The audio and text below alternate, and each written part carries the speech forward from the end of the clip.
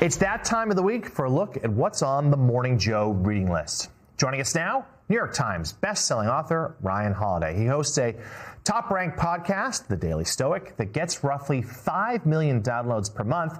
He's also the owner of The Painted Porch, an independent bookstore in Texas, where he regularly shares reading recommendations with more than 1 million of his followers on social media. We're always happy to have him with us. So, Ryan, your theme this week, big books for summer reading, starting with Washington, A Life by Rob Chernow.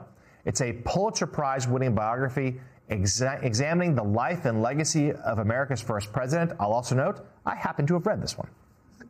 Yeah, by big, I mean this one comes in at about 900 pages. But as Chernow says at the beginning, the more you read about Washington, the more you like him. I think, so often we take these historical figures and we make them more myth than human being. What is fascinating about Washington is how hard he worked to be Washington. He had a fiery temper, but he kept it under wraps. He had flaws, as we well know, but Chernow brings them all out. If you read Hamilton, it's by the same author. I think this is the best single volume biography of Washington, and it is a perfect time for the 250th to read about a truly great American. Mind you, it took me a very long time to read it. So next up, we've got The Gulf, The Making of an American Sea, which was written by environmental historian Jack E. Davis, and it chronicles the importance of the Gulf and its unique marine environment. Yeah, you're probably thinking, do I want to read a 600-page book about a random body of water? And I assure you that you do. The Gulf Coast of America is one of the most beautiful and underrated parts of this country. The Gulf of Mexico is 3,000 miles of coastline, 5 U.S. states, 6 Mexican states.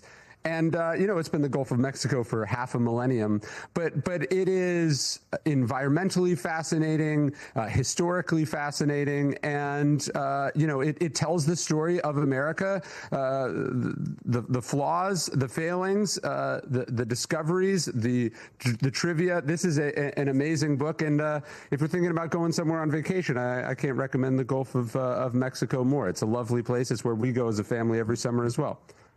I am a fan as well. Next up, A Confederacy of Dunces, a classic novel telling the story of the lazy and overweight Ignatius J. Riley as he moves through New Orleans looking for a job.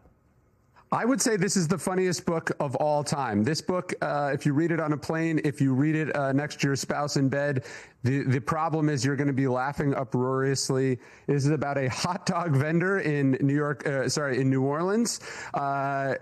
Spoiler alert, he's bad at it because he keeps eating all the hot dogs. He thinks he's smarter than everyone else. He is a buffoon, to say the least. It is a hilarious book. It's so funny on the page that they have struggled to turn it into a movie.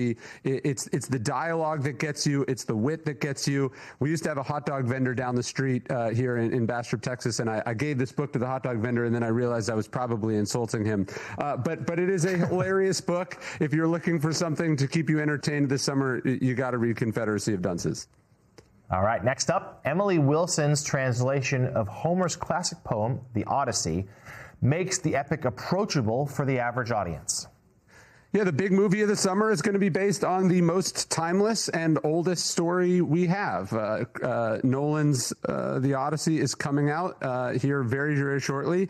And this, I would say The Odyssey is not just a book that you should have read, and maybe you did read it in high school or college, but it's a book you should be reading and rereading. This new translation from Emily Wilson is incredible. Every time you read a new translation, you understand something new. Every time you dip back into The Odyssey, you understand something new.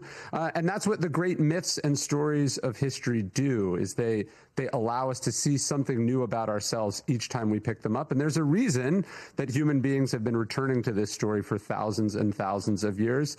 And there's a reason it resonates with kids and adults alike. I read this to my kids, and we went to Greece last summer.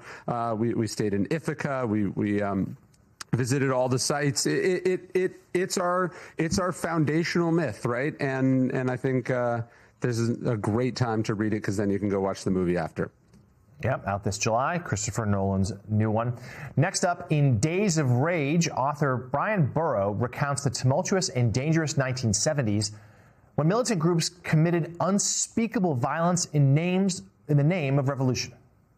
Yeah, political violence is bad. We should say that over and over and over again. And we forget how bad it was. Between 1971 and 1972, there's something like 2,500 acts of political violence, mostly bombings in the United States.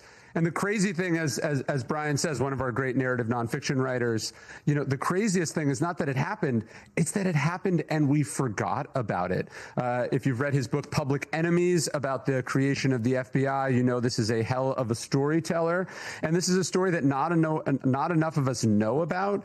And because we forget history, we repeat it. And I think with everything that's going on in the world, we ought to remember just how bad things can get.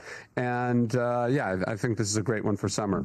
Yeah, a really good point, considering we seem to be, sadly, in a cycle of political violence yet again. Now let's turn to the Woman's Hour, which tells the incredible true story of the struggle for Tennessee to become the 36th and final state that was needed to ratify the 19th Amendment.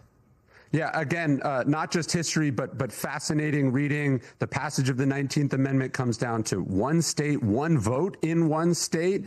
But it is the culmination of an epic struggle. I think we often think that good laws, good ideas pass because they are good. And as Carrie Chapman Catt, one of the great suffragettes, says in this book, the passage of the 19th Amendment, effectively to remove the word male from the U.S. Constitution, took 50 plus years, 56 referendums, 480 legislative campaigns, 270 state political party conventions, 30 presidential campaigns and presidential conventions, 19 Congresses.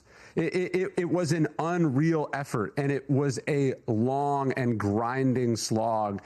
And it's not just men that were opposed to the passage of the 19th Amendment. One of the fascinating things in the book is the what were called the anti-suffragettes, the women who were opposed to the passage of the 19th Amendment. There's just great history here that reminds us not just of how hard things were in the past, but I think gives us a playbook and strategies for changing the future as well. All right, Ryan Holiday, a great list as always. Thank you so much. You can check out The Daily Stoic anywhere you get your podcasts. And of course, visit thepaintedporch.com for more information.